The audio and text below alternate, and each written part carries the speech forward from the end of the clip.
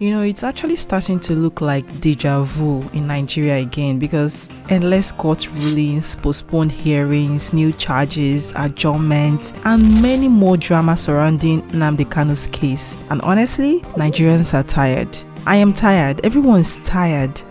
Because what exactly is going on with this whole detainment? Or as Sowore boldly calls it illegal detainment. But wait, this week the story took a dramatic turn. Sowore, this same Sowore we all know, just lit up the internet with what many are calling the boldest call out of the year. He's challenging Southeast leaders to stop talking and start acting. And my people, he did not just whisper, he said it loud and clear. He said, "Time for action is now. Let's march to Aso Rock Villa." And the internet went wild. Let's break it down. In a post that is now trending across X, formerly known as Twitter, Sowore said he's setting aside political differences, forget ideology, forget past fights, for just one cause, which is the release of Mazi Nnamdi Kanu. He wrote, "Every governor, senator, member of the House of Traditional Ruler, the priest, Eze, Igbo person, every Nigerian who believes in Kanu's freedom, come out and do more than talk. I will lead this peaceful march to Aso Rock Villa." Now, that's not your regular press release kind of statement. That's rallying cry. It's bold, it's direct, and loaded with emotion. He even tagged some big names like Governor Soludo, Senator Enyinnaya Abaribe, Abia State Governor Alex Otti, and even Peter Obi. Peter Obi that everyone thinks Sowore has a personal beef with. He called on all of them to show up physically, not just issue statements or tweets, but to actually march to the villa for justice. Hours later, Sowore followed up, and this time he gave us the receipts. He said, "I have tried reaching out personally to Dr. Alex Otti, Professor Charles Soludo, and Mr. Peter Obi. Alex Otti and Soludo neither took my calls nor responded to my messages. I was also told Peter Obi is traveling, but they will let him know." He did not just stop there. He said he also reached out to Atiku Abubakar through his team, and that Senator Abaribe said he would return his call. He mentioned Obinna Agwocha from the House of Representatives, who, according to Sowore, was very receptive. The Abia House of Assembly members said they plan to go to London first, then Abuja, and maybe visit the Attorney General. But Showore's response, he said that's fine, but we must agree on a unified date for action. And then he dropped the line that it's now echoing all over social media. "This is not the time for hesitation. If we genuinely believe Nnamdi Kanu deserves freedom, then every leader of conscience must act, now and not later." Now, Nigerians reacted exactly as you'd expect, split right down the middle. Some said, finally, someone is doing what our Igbo leaders could not even do. Others said, why should Sowore, a Yoruba man, be the one leading this? But here's the thing, Sowore made it clear, this is not about tribe or religion, it's about justice. There's genocide against the poor in this country. There's genocide against Muslims in this country. There's genocide against Christians in this country. There's genocide against children in this country. To now separate it and say maybe it's one religion or the other. Interestingly, Nigeria doesn't count or do DNA of people who are killed to determine whether they are carrying a Bible or a Quran.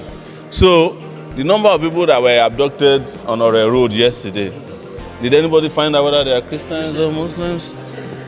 And that's where it hits hard, because for years, the issue of Nnamdi Kanu has divided opinions. Some see him as a freedom fighter, others as a controversial agitator, but no matter where you stand, one fact remains. He's been detained for years despite multiple court rulings ordering his release. Even the UN and African Union have raised concerns over how his case is being handled. So when Sowore calls it illegal detainment, he's not speaking without reason. There's a legal and moral argument there.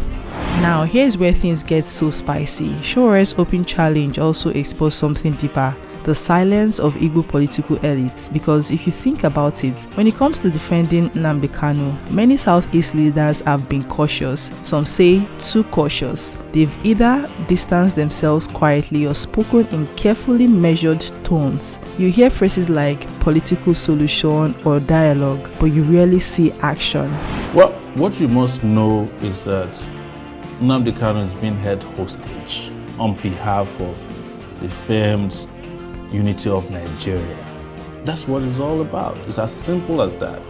If you mention his name in certain circles, they don't want to hear it because they feel like he threatens the real estate called Nigeria.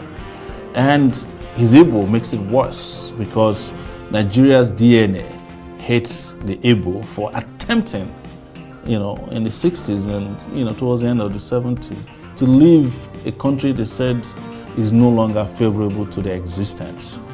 But I keep saying, and I will repeat here again, is there any Nigerian out there in their majority who has not mentally seceded from Nigeria? Not many. That's why people are leaving in droves. Each time you get on a plane leaving this country is full, each time it's coming back, probably full too, but it is those who are coming back to pack their things that are coming back. That's the way I describe it. But the truth is that Nnamdi Kanu has been held hostage. He was abducted from Kenya, extraordinary rendition. The fact that he's kidnapped from Kenya could not be explained shows that any judicial pronouncement or process after that is null and void. You cannot go and kidnap somebody and bring them before a court. And the courts have made it very clear, even up to the Supreme Court, that he did not jump bail. It was the military that went to his house to kill people, and then he escaped. And now you have brought him back, you ought to respect and restore his bail. That's what I told his lawyers. Why are you applying for bail again? Because the Supreme Court made all the pronouncements except releasing him. And I think it was because they were afraid. And that's why I said he's a hostage to this country.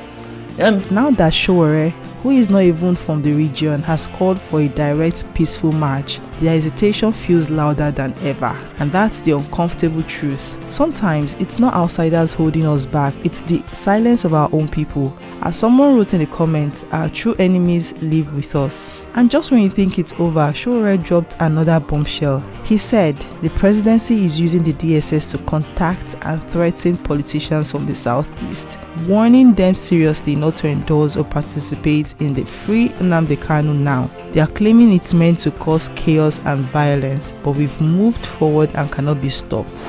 Now, if that's true, it means there's an active effort to suppress even peaceful advocacy, and that raises more questions than answers. Why does the government fear a peaceful protest calling for justice? Why is dialogue always avoided until things boil over? And why are Southeast leaders so afraid to stand together on this issue? So here we are at a crossroads. Will Sowore's call lead to a real movement?